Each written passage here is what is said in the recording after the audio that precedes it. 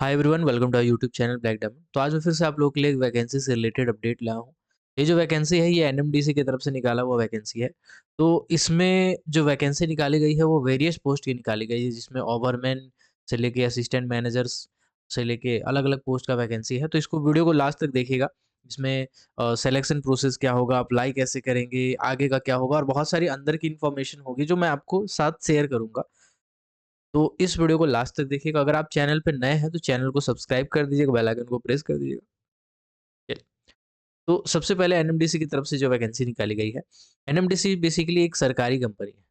ठीक है, national mineral development corporation इसका नाम है। तो ये अलग अलग मेटल माइन से लेकर के कोल माइंस, मिनरल एक्सप्लोरेशन और मिनरल का मार्केटिंग वगैरह सब कुछ करती है। तो इसके अंडर में एक कोल का प्रोजेक्ट है जिसका नाम है तोकीसुद नॉर्थ कोल माइन, जो कि हजारीबाग डिस्ट्रिक्ट, जो कि झारखंड में पड़ता है। यहाँ पे पर्टिकुलरली इसका माइंस है, इसका प्रोजेक्ट है, ओपन कास्ट प्रोजेक्ट है। इसके लिए इसका वैकेंसी निकाला गया है। ये जितने भी पोस्ट हैं वो पर्टिकुलरली इस प्रोजेक्ट के लिए Tokisud north coal mine, Hazaribagh district, Jharkhand के लिए वैकेंसी निकाली गई है। मैं पहले ही क्लियर कर देता हूँ, जितनी भी वैकेंसी है वो कॉन्ट्रेक्चुअल प्रोसेस, कॉन्ट्रेक्चुअल पोस्ट के लिए ये सारी की सारी वैकेंसीज है। इसमें क्या होता है, तो बेसिकली एक टेम्पररी टाइम के लिए होता है। फिलहाल अगर आप एडवर्टाइजमेंट पढ़ेंगे तो यहाँ पे बताया गया है कि आपका इनिशियली 3 ईयर के लिए एक्सटेंड किया जाएगा। ठीक है, इसके बाद आपको ज़रूरत पड़ेगा अगर कंपनी को तो इसको एक्सटेंड किया जा सकता है, बट इनिशियली मैक्सिमम 3 ईयर के लिए इसको एक्सटेंड किया जाएगा। उसके बाद ज़रूरत के साथ-साथ इसका एक्सटेंशन किया जा सकता है, मतलब 3-3 साल में इसका रिन्यूअल होता रहेगा और ईयरली परफॉर्मेंस रिपोर्ट रिकॉर्ड होगा। तो इसमें मान सकते हैं कि करियर है, क्योंकि नया-नया माइंस है, तोकीसुद नॉर्थ कोल माइंस, हजारीबाग, बहुत ज़्यादा पुराना नहीं है। तो इसका अभी बेसिकली लंबा लाइफ कह सकते हैं कि फ़िलहाल है। लेकिन चूँकि कॉन्ट्रेक्चुअल वैकेंसी है, इसीलिए इसको आप टेम्परेरी तौर पे ले सकते हैं या फिर यहाँ पे आके अपना जो पैकेज है इसको रिकॉर्ड कर सकते हो और आगे कंपनी में आप इसमें इजाफा कर सकते हैं। आने वाली कंपनी में जब आप जाएँगे तो आपका जो पैकेज होता है, सीटीसी होता है, वो बढ़ जाता है, तो उससे एक बेनिफिट आपका मिल सकता है। ठीक है? तो कॉन्ट्रेक्चुअल वैकेंसी है, इनिशियली 3 साल के लिए है और धीरे-धीरे एक्सटेंड होगा जब तक कंपनी को रिक्वायरमेंट होगा। निकालना तो नहीं चाहिए कंपनी को, लेकिन कॉन्ट्रेक्चुअल है, तो आप मान के चल सकते हैं कि कम से कम 2-3 एक्सटेंशन भी अगर मिल गया तो 9 साल तक का आपका हो जाएगा। ठीक है? इसमें जो पोस्ट है वो है सबसे पहले शिफ्ट मैनेजर का यहाँ पे सी करके ग्रेड चलता है, C1, C2, C3, C4, सी से ऐसे-ऐसे करते-करते। तो ये जितना हायर ग्रेड होता है उतना हायर नंबर होता है। C07 एक बहुत हायर नंबर होता है। तो इसमें बोला गया है शिफ्ट मैनेजर के तौर पे जनरली जो शिफ्ट इंचार्ज होते हैं उन्हीं का क्वालिफिकेशन बोला गया है। तो शिफ्ट इंचार्ज या शिफ्ट मैनेजर के तौर पे आप काम करने के लिए आपके पास बेसिकली बीटेक होना चाहिए माइनिंग इंजीनियरिंग में और फर्स्ट क्लास मैनेजर सर्टिफिकेट होना चाहिए कोयला का, चाहे आप रिस्ट्रिक्टेड हो, अनरिस्ट्रिक्टेड हो, डजंट मैटर। और 7 साल का आपका टोटल एक्सपीरियंस होना चाहिए, जिसमें से 3 साल का एक्सपीरियंस फर्स्ट क्लास के बाद का होना चाहिए, तब जाके आप शिफ्ट मैनेजर का फॉर्म भर सकते हैं। टोटल 2 वैकेंसी इसमें निकाली गई है। सेकंड है वेलफेयर ऑफिसर का। वेलफेयर ऑफिसर के लिए जो एमबीए किए हुए हैं एचआर में या फिर मास्टर डिग्री किए हुए हैं सोशल वर्क में, लेबर वेलफेयर में, पर्सनल मैनेजमेंट में, उसके बाद और भी यहाँ पे लिखा हुआ है other qualified recognised by labour ministry for the post of welfare officer. तो बेसिकली लेबर मिनिस्ट्री का जब आप उसमें निकालोगे तो उसमें बहुत सारे ऐसे क्वालिफिकेशंस है, जैसे कि master in social work, master in social welfare, ऐसे कर करके बहुत सारे ब्रांच है, तो वो अप्लाई कर सकते हैं। इसमें 4 साल का एक्सपीरियंस चाहिए, पोस्ट क्वालिफिकेशन एक्सपीरियंस, और अगर माइनिंग सेक्टर में है तो आपको बहुत बेनिफिट मिलने वाला है। टोटल एक पोस्ट है इसका। इसके बाद असिस्टेंट शिफ्ट इंचार्ज का जो वैकेंसी निकाला गया है, इसमें डिग्री होना चाहिए बीटेक में और इसके बाद आपका सेकंड क्लास का सर्टिफिकेट होना चाहिए और 4 साल का टोटल एक्सपीरियंस होना चाहिए। टोटल 3 पोस्ट की वैकेंसी है। इसके बाद असिस्टेंट कोलियरी जो आपका इंजीनियर है माइन के लिए, ये बेसिकली इलेक्ट्रिकल वाले जो बीटेक किए हैं और साथ में 4 साल का एक्सपीरियंस है उनका, वो अप्लाई कर सकते हैं। असिस्टेंट कोलियरी इंजीनियर मैकेनिकल के लिए जो मैकेनिकल में बीटेक है और 4 साल का एक्सपीरियंस है वो अप्लाई कर सकते हैं। सेफ्टी ऑफिसर माइन, इसमें बोला गया है कि जो बीटेक किए हुए हैं, साथ में सेकंड क्लास का एक्सपीरियंस है कोयला का और 4 साल का एक्सपीरियंस है, तो वो अप्लाई कर सकते हैं। लेकिन यहाँ पे एक और लाइन लिखी हुई है कि जो कैंडिडेट के पास सेफ्टी ऑफिसर का पहले से काम का तजुर्बा होगा, ठीक है? जो कैंडिडेट सेफ्टी ऑफिसर के तौर पे काम कर चुके हैं, उनको यहाँ पे प्रेफ़रेंस दिया जाएगा, डिज़ायरेबल होगा वो। तो जो भी ऐसे कैंडिडेट होंगे, जो सेफ्टी ऑफिसर के तौर पे काम किए होंगे, ठीक है? सेफ्टी ऑफिसर के तौर पे आप भले 1 साल ही काम किए हो, बट अगर आप काम किए हो तो आपको मान के चलिए कि जॉब आप के लिए कंपटीशन बहुत आसान हो जाता है, ठीक है? तो जिनको डिज़ायरेबल लिखा है, उनको तो जाना ही चाहिए, बाकी कैंडिडेट को भी जाना चाहिए, ओके? अब आते हैं ओवरमैन की वैकेंसी का, जिसके लिए लोग ज़्यादातर वीडियोज़ देख रहे होंगे, ठीक? चलिए बताता हूँ। ओवरमैन यहाँ पे एक कोल का निकला हुआ है, एक सेफ्टी का निकला हुआ है, एक प्रोडक्शन का निकला हुआ है। फिलहाल आते हैं सबसे पहले सेफ्टी वाला। बोला गया डिप्लोमा होना चाहिए माइनिंग इंजीनियरिंग में, माइन एंड माइन सर्वेइंग में, ठीक है? इसके बाद आपके पास सेकंड क्लास मैनेजर सर्टिफिकेट या फिर ओवरमैन सर्टिफिकेट होना चाहिए। सीएमआर के अंडर में होना चाहिए, मतलब रेस्ट्रिक्टेड हो अनरेस्ट्रिक्टेड हो डजंट मैटर। आपके पास ओवरमैन सर्टिफिकेट या सेकंड क्लास मैनेजर का सर्टिफिकेट होना चाहिए, दैट्स इट। इसके बाद बोला गया फर्स्ट एड सर्टिफिकेट होना चाहिए, गैस टेस्टिंग वगैरह नहीं मांगा गया है, ठीक है? फर्स्ट एड मांगा गया है। तो डिप्लोमा है, ओवरमैन सर्टिफिकेट है, फर्स्ट एड है, अप्लाई कर सकते हैं। लेकिन ये जो यहाँ पे लिखा हुआ है मिनिमम 5 ईयर का पोस्ट क्वालिफिकेशन वर्क एक्सपीरियंस चाहिए। वर्क एक्सपीरियंस का मतलब कि ओवरमैन का जो ट्रेनिंग किए होंगे या सेकंड क्लास को जो ट्रेनिंग किए होंगे वो कंसीडर नहीं होगा। लेकिन अगर आप ओवरमैन के बाद जो काम किए होंगे वो कंसीडर होगा। तो 5 साल का टोटल एक्सपीरियंस चाहिए, ठीक है? उसमें से ओपन कास्ट माइंस का बोला गया है। इसके बाद बोला गया है कि जो वर्कमैन इंस्पेक्टर के तौर पे काम किए होंगे, उनको यहाँ पे प्रेफ़रेंस मिल जाएगा, उनको एक एडेड एडवांटेज मिलने वाला है। तो ये इनके लिए एक अच्छा है जो काम किए होंगे पर्टिकुलरली उस पोस्ट में, ठीक है? चलिए, तो अगला पोस्ट है, वो है ओवरमैन कोल प्रोडक्शन का। तो प्रोडक्शन वाले कौन अप्लाई कर सकते हैं, ठीक है? ऊपर वाला जो सेफ्टी था उसमें टोटल 2 वैकेंसी है, 2 सीट की वैकेंसी है। इसके बाद जो प्रोडक्शन वाले हैं उसमें टोटल 1 वैकेंसी। इसमें बोला गया है जिन्होंने डिप्लोमा माइनिंग में किया है और सेकंड क्लास या ओवरमैन सर्टिफिकेट दोनों में से कोई भी एक रखता हो, फर्स्ट एड सर्टिफिकेट रखता हो, वो अप्लाई कर सकते हैं, बशर्ते कि उनके पास 5 साल का पोस्ट क्वालिफिकेशन एक्सपीरियंस होना चाहिए ओपन कास्ट माइंस में। यहाँ पे लिखा हुआ है as in statutory capacity of overman, यानी ओवरमैन के तौर पे 5 साल का एक्सपीरियंस होना चाहिए।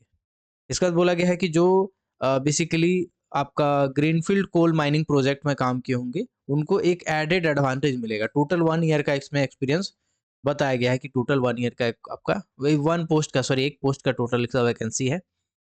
इसके बाद अलग से निकला हुआ है ब्लास्टिंग के लिए, तो ब्लास्टिंग के लिए भी सेम क्वालिफिकेशन है। डिप्लोमा होना चाहिए, उसके बाद ओवरमैन होना चाहिए या सेकंड क्लास, दोनों में से कोई भी एक हो सकता है। फर्स्ट एड होना चाहिए, 5 साल का एक्सपीरियंस होना चाहिए ब्लास्टिंग के कैपेसिटी में, ठीक है? उसके बाद जो आपका ग्रीनफील्ड कोल माइनिंग प्रोजेक्ट में काम किए होंगे, उनको बेनिफिट मिल जाएगा, ठीक है?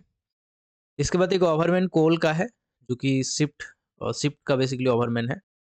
तो जो शिफ्ट वाली वैकेंसी है, उसमें बोला गया है डिप्लोमा माइनिंग होना चाहिए, साथ ही साथ आपका सेकंड क्लास या ओवरमैन का सर्टिफिकेट होना चाहिए, फर्स्ट एड होना चाहिए और 5 साल का प्रैक्टिकल एक्सपीरियंस उनका होना चाहिए, ठीक है? 5 ईयर का एक्सपीरियंस होना चाहिए as a statutory post overman के तौर पे। फिर बोला गया experience in greenfield coal mining project in India shall be considered be added advantage. Basically ये ग्रीनफील्ड कोल माइनिंग प्रोजेक्ट, इसके बारे में मैं थोड़ा सा बता देता हूँ। देखो यार, जब कभी भी नया नया जमीन लिया जाता है और पहले से वहाँ पे माइंस नहीं है, पहले से जमीन है, जंगल है, पेड़ पौधा है, झाड़ियाँ है ना? तो वहाँ पे कोई माइंस नहीं दिख रहा आपको, जमीन है भाई, हरा हरा जंगल है। अब अगर उसकी कुटाई की जाएगी, कटाई किया जाएगा, उसके बाद धीरे धीरे उसको माइंस बनाया जाएगा, मतलब बेसिकली स्टार्टिंग फ्रॉम स्क्रैच, है ना?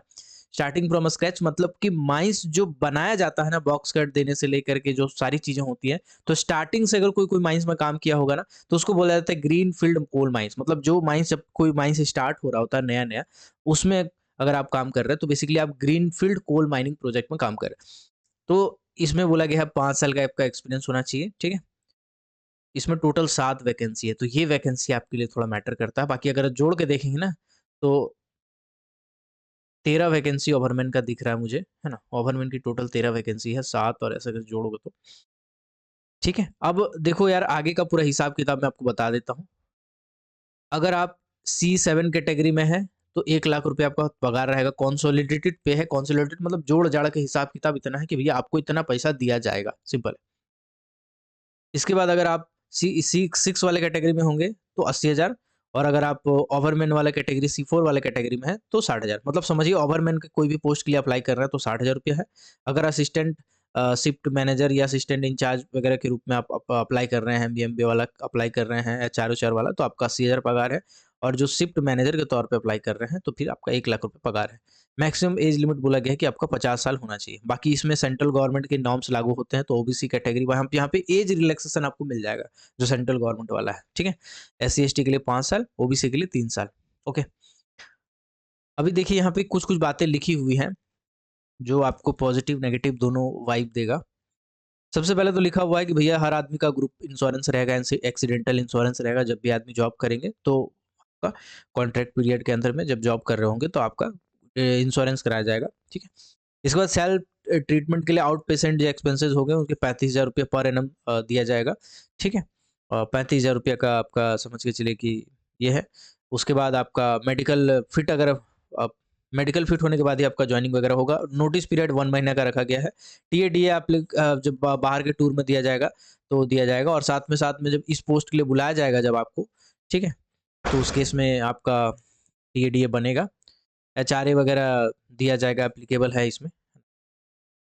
उसके बाद लीव जो है वो टोटल 12 कैजुअल लीव है, 20 मेडिकल लीव है। 20 मेडिकल लीव कोई कंपनी नहीं देती है भाई साहब, ये दे रही है, बहुत अच्छा बात है, बहुत बड़ा दिल है। पैसा को पगार तो थोड़ा कम है, लेकिन आपको मेडिकल लीव 20 दे रही है, 15 देती है जनरली सब कंपनी। मैं कोल इंडिया में हूँ, मेरे को 15 मिलता है, तो यहाँ पे 20 मिल रहा है, ये एक अच्छी बात है। कैजुअल लीव 12 मिल रहा है, जबकि कोल इंडिया में 11 मिल रहा है, तो ये भी थोड़ा-सा ज़्यादा है। छुट्टी-वुट्टी ठीक है यहाँ पे, छुट्टी-वुट्टी का हिसाब-किताब बढ़िया है भाई। है।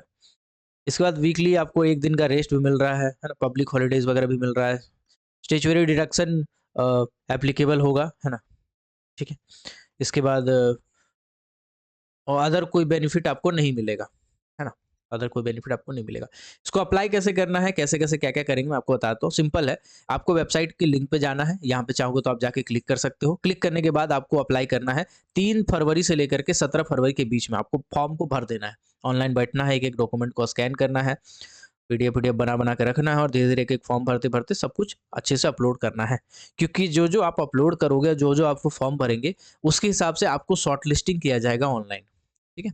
शॉर्ट लिस्टिंग किया जाएगा ऑनलाइन ही, आपको कहीं बुलाया नहीं जाएगा, आपको यहीं पे शॉर्ट लिस्टिंग किया जाएगा। आपके डॉक्यूमेंट, आपका जो एलिजिबिलिटी क्राइटेरिया है, एक्सपीरियंस से लेकर के एजुकेशनल क्वालिफिकेशन तक का, आप उसको फुलफिल कर पाते हो या नहीं कर पाते हो, वो देखा जाएगा। उसके बाद अगर आप फुलफिल कर पाते हो तो आपको एक तो बढ़िया वाला ईमेल आएगा, है ना? उस ईमेल में आपको लिखा रहेगा कि यू आर शॉर्टलिस्टेड, और उस ईमेल में एक एडमिट कार्ड अटैच रहेगा, जिसमें आपको एडमिट कार्ड में बेसिकली सेम लोकेशन है रांची का, जो कि आपका 1 मार्च, फर्स्ट वीक ऑफ मार्च का कोई भी डेट रहेगा, ठीक है? रांची का लोकेशन है। रांची का एक होटल है, हर बार वही लेता है, तो इस बार भी वही लेगा। हमेशा से यही चला आ रहा है इसका। कहीं लिखा भी होगा यार इसमें, ठीक है? तो basically first week of March में आपको बुलाया जाएगा। एडमिट कार्ड वगैरह आपको आ जाएगा मेल पे, अगर आप शॉर्टलिस्ट होते हैं तो। फॉर्म भरिएगा, बहुत ध्यान से भरिएगा, हौले-हौले। गलती हो गया तो फिर से दूसरा ईमेल आईडी से फिर से फॉर्म भरिएगा। वो फिर गलती होगा तो फिर से फॉर्म भरिएगा। हेल्पलाइन नंबर इसमें दिया हुआ है, आप चाहेंगे तो इसमें फ़ोन कर सकते हैं, ईमेल कर सकते हैं। यहाँ पे देखिए दिया हुआ है मेल करने के लिए। मेल करेंगे तो मुश्किल है, लेकिन आप मेल ज़रूर कीजिएगा, ठीक है? चलिए, अब कुछ विशेष बातें जो मैं आपसे करना चाहता हूँ। जब आप बेसिकली इंटरव्यू में जाएँगे तो आपको सारे डॉक्यूमेंट लेके जाने होंगे। फर्स्ट वीक ऑफ मार्च में जनरली इसका इंटरव्यू होगा। सारे डॉक्यूमेंट वगैरह ओरिजिनल और उसका ज़ेरॉक्स भी आपको लेके जाना होगा, ठीक है? अब कुछ विशेष बातें जो मैं आपसे करना चाहता हूँ। देखिए बेसिकली एनएमडीसी में ना कॉन्ट्रैक्चुअल लेवल की जो पोस्ट आती थी वो आती थी, लेकिन माइनिंग में अच्छे-अच्छे पोस्ट के लिए नहीं आती थी, बाकी चीज़ों के लिए आती थी। अब माइनिंग में भी आने लगी है, तो सबसे पहले तो एक दुर्भाग्य सी बात है। परमानेंट वैकेंसी आना चाहिए था, लेकिन कॉन्ट्रैक्चुअल आ रहा है, बट कोई नहीं, कंपनी कंपनी की नीति है। इसमें हम ही क्या करेंगे, आप ही क्या करोगे। ठीक है।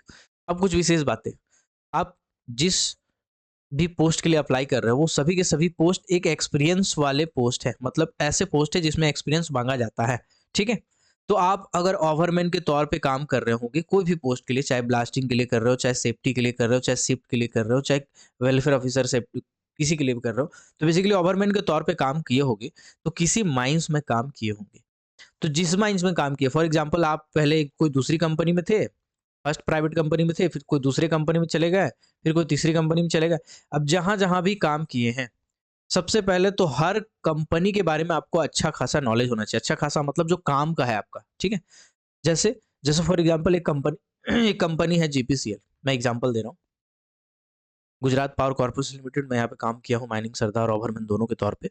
मैं फील्ड का कैंडिडेट हूँ, इसलिए मैं ज़्यादा अच्छे से समझता हूँ, ठीक है। डिप्लोमा विद डिग्री तो मैं साथ में किया हूँ, धीरे-धीरे करके। पैसा कौड़ी का लाला था तो सब कुछ साथ में लेके चलना पड़ा।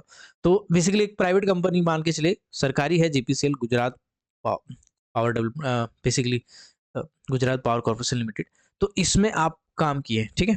तो आप क्या करेंगे, इस कंपनी का जो इंट्रोडक्शन है, पहले तो आपको वो पता होना चाहिए कि ये कंपनी क्या-क्या काम करती है, ठीक है। जैसे कोयला निकालती है, लिग्नाइट निकालती है, तो लिग्नाइट के कितने प्रोजेक्ट है, कौन-कौन से माइंस है, कितने माइंस है टोटल, और कितना टारगेट है और कितना अचीव कर रही है।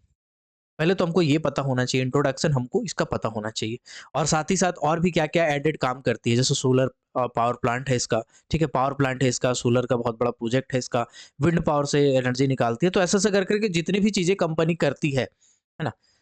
कौन-कौन से सेक्टर में ये काम करती है, वो सेक्टर आपको पता होना चाहिए कि हाँ भाई, ये सेक्टर में काम करती है। अब माइनिंग में कितने माइन्स है, आपको ये पता होना चाहिए। और जिस माइन्स, अगर मान लीजिए कोई एक माइन्स है, ठीक है? तो उस माइन्स का प्रोडक्शन कितना हो रहा है और कितना टारगेट है, ये आपको पता होना चाहिए। एक पहला इंट्रोडक्शन। इसके बाद जो माइन्स है, उस माइन्स का लोकेशन क्या होगा? अगर आप जीपीसीएल में काम किए हैं, तो जो आपका पर्टिकुलर माइन्स था, उस माइन्स का लोकेशन क्या था? लोकेशन के साथ-साथ उसका जियोलॉजी क्या था, ठीक है? जियोलॉजी क्या था, ठीक है? मतलब बस वहाँ पे स्ट्रिपिंग रेशियो क्या था? वहाँ पे रिज़र्व मिनरेबल माइनेबल रिज़र्व कितने थे? टोटल रिज़र्व कितने थे? कितना माइन कर सकते हैं? पर ईयर का टारगेट कितना था? कितना अचीव हो पाता था? इसके बाद मेथड ऑफ वर्किंग क्या था? ठीक है, method of working. Method of working क्या था, तो कौन-कौन सी मशीनरीज़ चल रही थी, कौन-कौन से मॉडल की मशीनरी चल रही थी, हर मशीनरीज़ का क्या कैपेसिटी था, ठीक है? प्रोडक्शन कैपेसिटी कितना था, हर मशीनरी का। अगर मान लीजिए शॉवेल वगैरह कुछ है, तो शॉवेल का बकेट फैक्टर कितना था, टाइम साइकिल बेसिकली कितना होता है, साइकिल टाइम कितना होता है, बकेट फैक्टर कितना होता है, फिल फैक्टर कितना होता है, स्वेल फैक्टर कितना होता है। ये सब जो बेसिक चीज़ें होती है ना यार, ये आप एक फील्ड के कैंडिडेट हो, ओवरमैन के तौर पे 4 साल 5 साल घिसे हो अपने आप को, तो ये सब चीज़ें आपकी जुबान पे होनी चाहिए। टेक्निकल चीज़ें हैं, टेक्निकल चीज़ों को आपको दे लेके चलना पड़ेगा। कोई एग्जाम में बैठोगे ना, तो आपको पूछ देगा भाई बकेट फैक्टर कितना है, स्वेल फैक्टर कितना, ब्लास्टिंग में काम किए बताओ, स्वेल फैक्टर कितना था आपके माइंस का, है ना? साइकिल टाइम कितना था, प्रोडक्शन कैसे निकालते हैं आप, कितना हिसाब करते हैं। मान के चलिए 20 क्यूबिक मीटर का आपका टिपर है, तो बताइए इसमें कितना कोयला लेगा, अगर हम लिग्नाइट कोल की बात करते हैं, 1.2 स्पेसिफिक ग्रेविटी। तो ये सब जो बेसिक न्यूमेरिकल्स होते हैं, ये आपको इसके बारे में आइडिया होना चाहिए। कागज कलम दे देगा, हिसका के वॉक इन इंटरव्यू है, सामने बेइज्जती करेगा, ठीक है। तो आपको ये सब चीजें पता होनी चाहिए मेथड ऑफ वर्किंग में, ठीक है। इसके बाद आप उस माइंस की जो एसएमपी और एसओपी होते हैं और सीओपीज होते हैं, इसके बारे में एक एलिमेंट्री आइडिया होना चाहिए। एसएमपी में ऐसा नहीं कि 200 पेज के एसएमपी पूरे पढ़े जा रहे हो, नहीं, जो आपके काम का है, ठीक है। मशीनरीज के बारे में दिया रहता है, मशीनरी मेथड ऑफ वर्किंग के बारे में दिया रहता है, डंप दिया रहता है, कितना डंप चल रहा है, डंप इंटरनल है, एक्सटर्नल है, ठीक है। डंप का कैपेसिटी कितना है, टेलीस्कोपिक डंप है कि आपका स्पॉइल डंप है, कितना ग्रेडियंट है, उसके रैंप कितने दूरी पे है, क्या उसका कितने सारे डंप टोटल हैं, ठीक है। उसके बाद आपका मान लीजिए वर्किंग फेसेस की बात करते हैं, तो वर्किंग फेसेस में कोल के थिकनेस कितना है, ठीक है। कोल थिकनेस कितना है, सीम का थिकनेस कितना है, टोटल सीम कितने हैं, कितने लेयर में काम होता है, कैसे कैसे काम करते हैं, ठीक है। एसओपीज के बारे में फिर आपको पता होना चाहिए, जो अलग अलग पूछा जा सकता है कि भाई डंपर जब आप डंपिंग में लेके जाते हैं, तो उसका स्पीड कितना रखते हैं आप बताइएगा, ठीक है। बर्म आप जब रखते हैं, तो बर्म का क्या डायमेंशन आप मेंटेन करते हैं, 1 मीटर वाला तोता वाला जवाब नहीं, कितना डायमेंशन मेंटेन करते हैं, प्रैक्टिकल आपको पूछा जा सकता है। सीओपीज है, जो अगर कोई मशीनरी चल रहा है, कोई कोड ऑफ प्रैक्टिस आपके माइंड में चल रहा है, तो उसके बारे में पूछा जा सकता है। तो ये यार एक फील्ड वाले कैंडिडेट है ना, इंटरव्यू में जाओगे ना, तो यही सब घुमा फिरा के पूछेगा। फिर भी अगर आपको ऐसा लगता है कि इसके बारे में मुझे एक वीडियो बनाना चाहिए, जिसमें मैं पूरे डिटेल में एक क्वेश्चंस को एक्सप्लेन करते हुए आपको समझाऊं, बताऊं, गाइड करूं, ठीक है। क्योंकि मैं बहुत घिसा हुआ लौंडा हूं, मैं माइनिंग सेक्टर में बहुत ज़्यादा माथा पटका हूँ, किस्मत भी खराब है, प्लस थोड़ा सा क्या बोलते हैं उसको, अ, बोलते हैं ना कि किसी का टच था हमारे ऊपर, किसी का टच नहीं था भाई साहब, हमने खुद इधर-उधर जाके लात खाया है। तो बेसिकली ये सब फील्ड वाले कैंडिडेट से जब कोई इंटरव्यू में बैठेंगे, अच्छी पोस्ट के लिए बैठेंगे, तो ये सब सब निचोड़ देगा, कुछ भी पूछ सकता है। अगर आप कहोगे तो मैं इस पे एक वीडियो बना दूँगा सेपरेट, जिसमें मैं आपको पूरे इंटरव्यू में, वॉक इन इंटरव्यू में किस टाइप के क्वेश्चन पूछे जाते हैं, कैसे उसको आंसर करना है, क्या जवाब होना चाहिए, ये सब चीज़ों के बारे में मैं अच्छे से आपको बता दूँगा। अगर आप इंटरेस्ट दिखाएँगे, तो कमेंट सेक्शन नीचे है, उसमें जाके बस कमेंट कर दीजिए कि आपको वीडियो चाहिए या नहीं चाहिए, तो मैं उस पे वीडियो बना दूँगा। आई होप ये वैकेंसीज़ आपके काम का होगा, मैंने जो इन्फॉर्मेशन दिया है वो आपके काम का होगा। मिलते हैं अगले वीडियो में किसी और टॉपिक के साथ, तब तक के लिए keep watching, keep supporting, till then जय हिंद।